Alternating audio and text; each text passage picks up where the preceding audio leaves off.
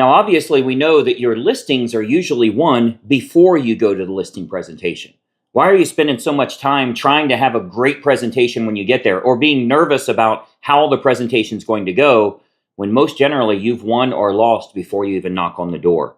Welcome to today's morning meeting. I'm Greg Luther, the one guy that meets with you every single week to help you in growing your real estate business. Today's a big topic because it talks about pre-framing and setting yourself up for success so that you have the deal most generally before you even knock on the door. It's not about the PowerPoint that you're using or the flip chart or how well you can talk about yourself and your experience in the brokerage that you're with.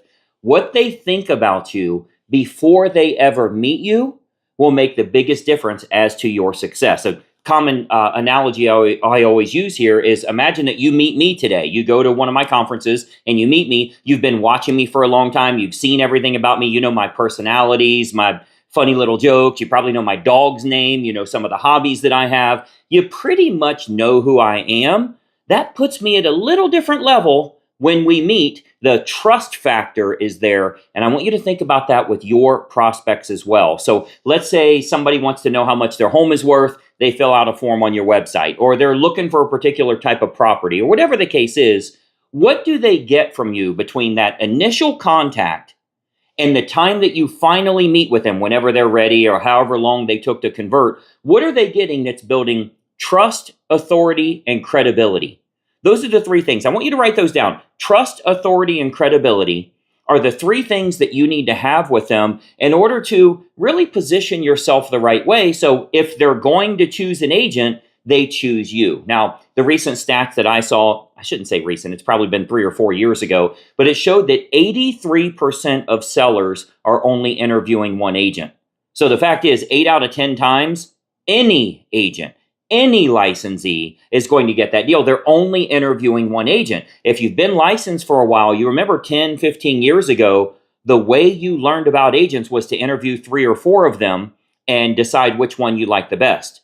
Well, that's how it used to work with everything before the internet. Now you can do your own research online. Hell, you used to go around to 5 or 6 car dealerships and test drive that one and see what they've got. And hold on, let me go check over here and let me look at my options. Now it's all on the internet. You can do all your shopping overnight, and you know you're down to 1 car at this place and 1 car at this place. See where you can get the best deal.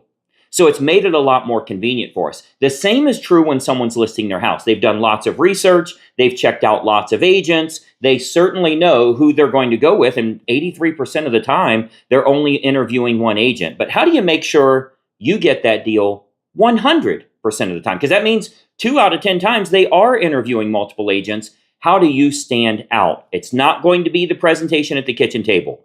It's not going to be that you've created rapport with them by learning who their family is or where they went to school or finding some common ground with them. That's not going to do it. You have to be the outstanding business professional. You have to be far above any other competitor that's out there. The fact is, if you're meeting with someone that's a homeowner, think about this. Everybody knows an agent. They dealt with one. They bought the house. 100% of homeowners in this country, unless they bought a FSBO, 100% of homeowners know an agent. Why do you think it's so weird that everybody knows an agent? Well, hell, they've done a transaction before. It's normal that they know an agent. That agent may be a friend with them. It may be their brother. They may have family members that are licensed real estate agents. That is normal and customary. I don't want you to think, oh, I got a great lead, but man, they already know an agent. They want to work with the person that they worked with before. That is normal for 100% of the homes that are owned and occupied in America. They worked with somebody. Even if when they bought, they used the listing agent, that's the agent that they know. So it's normal for that to happen. But let me ask, if they did interview 3 agents, would you win?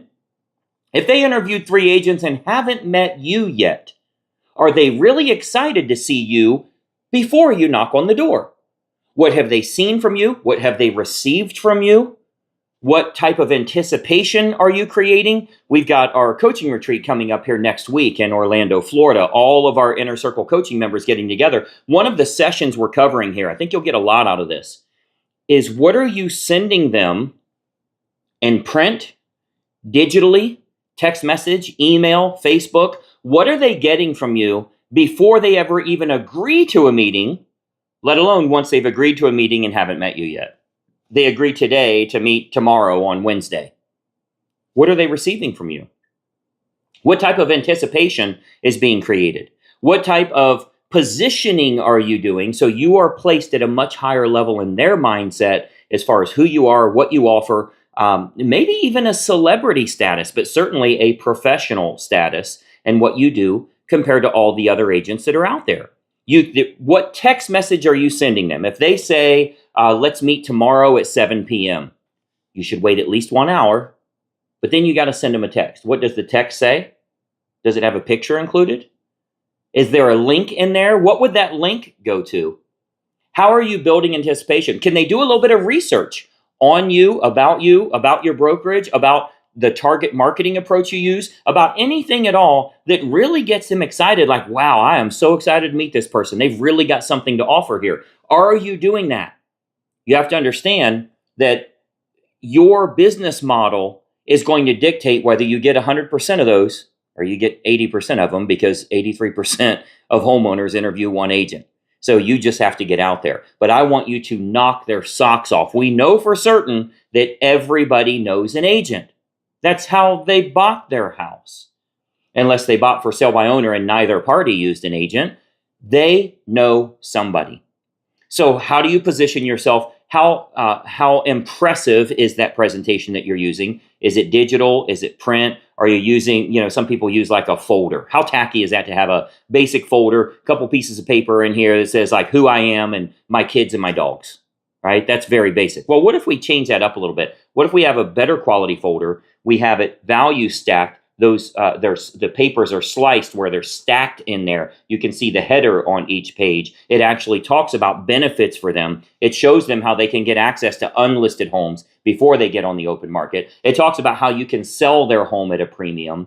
It does all of this stuff. So before they even meet with you, they're like, look how much better this is than what all the other agents offer. That's how you should be positioning yourself. And if you do that in the marketplace, not only do you get 100% of the transactions you go on a lot more meetings. You're meeting a lot more sellers. The whole goal is to get more closings. Well, what if we can go on 4 or 5 times as many and we get all of them or very near all of them, as long as you agree to the terms, they're realistic on price, all of those factors that come into play. That's what you need to be working on. We talk a lot about working in your business compared to working on your business. You have to work on your business and how that presentation works, what your marketing looks like, so that they are wowed by you before you even show up. That's done in email. That's done in text message. That's done in Facebook. That's done in print, their mailbox. There's so many things that should be done. Hell, they're going to Google you before you come into their house. I promise you they're going to Google you. What do they find? Your company's website, and then all kinds of crap about Zillow and Realtor.com and all of them that just have every licensee's name so that they can swipe your contact info and run them down this other rabbit hole where they end up getting referred to someone else because they ended up on Zillow and they were just researching you. Your information was stolen. It was swiped and then sold to, that lead is sold to another agent. Now you got competition. How many times have you heard a homeowner say, oh, we were just researching you and then this thing popped up about get a cash offer on your home, so it probably won't work, but we want to talk to the cash offer company before we commit to listing with you. You lost that deal. That's because of the way you've positioned yourself. If you Google yourself right now, what do you see? Google yourself as though you're a homeowner, a little pessimistic, but trying to give this agent a chance. Let's see what comes up. You got one free website thing. You got something where you posted on Craigslist 118 years ago. And then it's all kinds of other companies that are swiping your info because they know you're a licensed agent and they're utilizing your name. You don't have something that's a sponsored post that's right at the top that grabs their information, that is just swarmed with all kinds of testimonials from your clients, or it's swarmed with all kind of information about your target marketing approach, how you can sell homes at a premium. How are you really positioning yourself? Let me do an audit of what's going on with your business. I'll tell you why you're not getting enough leads, or why you're getting leads and they're not converting. They're completely ghosting you. It's because you're irrelevant. You're not in their face with the right information that they need. So they get excited and they feel like they're seeking you out. They want to secure an appointment to meet with you. They want to secure the best that there is. That is all done by design. So I want you to really think about what you're doing. I'm thinking about this morning because I'm putting the final touches on our presentation for the 2 days we have together in Orlando, June 4th and 5th. For all of you that are Inner Circle members, you get to attend the 2 days for free in Orlando. And this is one of the things we're going to be talking about. When I show you what we text them before we ever go meet them, it'll knock your socks off. You better bring some extra socks.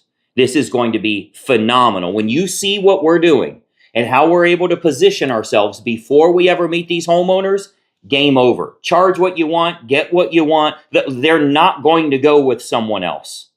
You are the one in control, and you can be that dominant person that is such a better option compared to everybody else.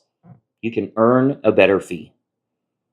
And in the face of them being able to go with discount brokers, they would choose you every single time because what you offer is superior and it's desired by the prospect. That's where you need to go with your real estate business. You'll see some video description. If you look at the video description below here, you'll see a lot of links that I think will help you with growing your real estate business. Most importantly, make sure you're following this page and you ring the bell. I got something for you next week as well. I'll see you then.